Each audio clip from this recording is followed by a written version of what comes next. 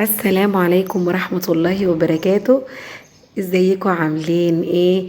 جايالكم النهاردة بطبق كشري مصري حكاية بكل تكاته وحركاته، ولا الدقة بقى يا عيني يا عيني. تحفة بجد بجد، هتاكلك كده طبقين حلوين من طعامته ومن حلاوته. تابعوني لاخر الفيديو علشان تعرفي طريقة احلى طبق كشري ان شاء الله يعجبك. جبت الحلة بتاعتي كده ونزلت بنص كوباية من الشعرية زي ما انتوا شايفين، وهحمرها كده ايه باللون الذهبي، وهروح نازلة عليها بكوباية ونص رز. وكنت نقعة العدس بجبة، ده ربع كيلو، نقعته على جنب كده من قبليها بنص ساعة.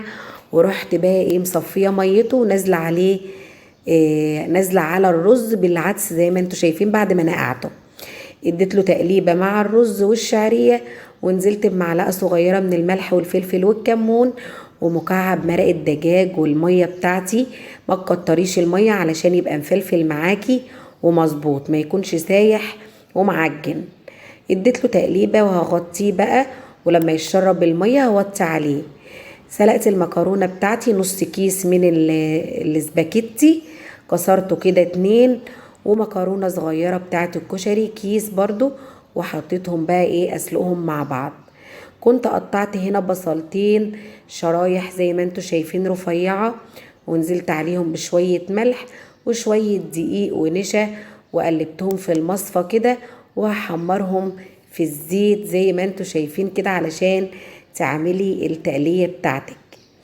في الزيت بتاع البصل شلت البصل من الزيت بعد ما اتحمر، وحطيت عصير الطماطم في زيت البصل، ومكعب مرق وملح وفلفل وبابريكا وشوية شطة. البصل طلع معايا مقرمش وذهبي وتحفة، والمكرونة اتسلقت معايا، والطماطم كانت على البوتاجاز سايباه تتسبك.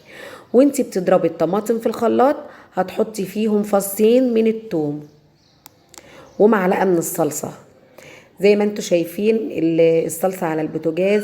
هعمل بقى الدقة الحلوة بتاعة محلات الكشري. جبت فصين توم مدقوقين، عليهم معلقة كمون، كزبرة ناشفة، شوية شطة، شوية ملح وشوية فلفل، وبقى شوية خل وليمونتين حلوين، عصير ليمونتين حلوين كده تعصريهم على الدقة بتاعتك الحلوة الجميلة دي.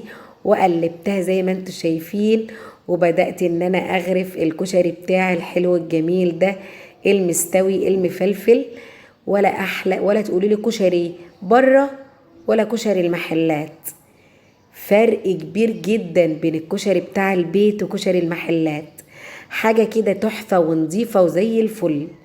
وسلقت شوية حمص زي ما انتوا شايفين في الكسرولة بتاعتي، وهصفيه من المية بتاعته. وبدأت ان انا اغرف كده واحط التقلية المقرمشة. الله الله على الجمال، بجد بجد لازم تجربوه. شوف رأيكم في الكومنتات، ولو اول مرة بتشوفوني دوس اشتراك في القناة وفعلوا زر الجرس علشان يوصلكم كل جديد. نزلت بقى بحبة الحمص كده المستويين الجمال. طبق كشري متكامل فيه بروتين، الحمص فيه بروتين ومشبع جدا جدا، والولاد بتحبه وبتموت فيه. حطيت اهو طبق صلصة بقى جانبي، والدقة بتاعتي الجميلة اللي هي فيها الكزبرة وكمون وملح وفلفل وخل وليمون وشوية مية. حطي بقى الدقة وكلي احلى طبق كشري يستاهل بقكم يا حبايب قلبي. الله على الطعامة والجمال، والشكل لوحده يفتح النفس. كوباية حاجة ساقعة بقى كده مع جنب طبق الكشري، وكلي بقى أحلى طبق كشري من قناة يويو الجباس.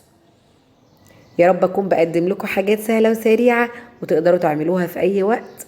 ولو وصلت لحد هنا من الفيديو ما تنسيش تصلي على النبي وتدعميني بقى بلايك حلو من ايديكي، واشوفكم في الفيديو الجاي. باي باي.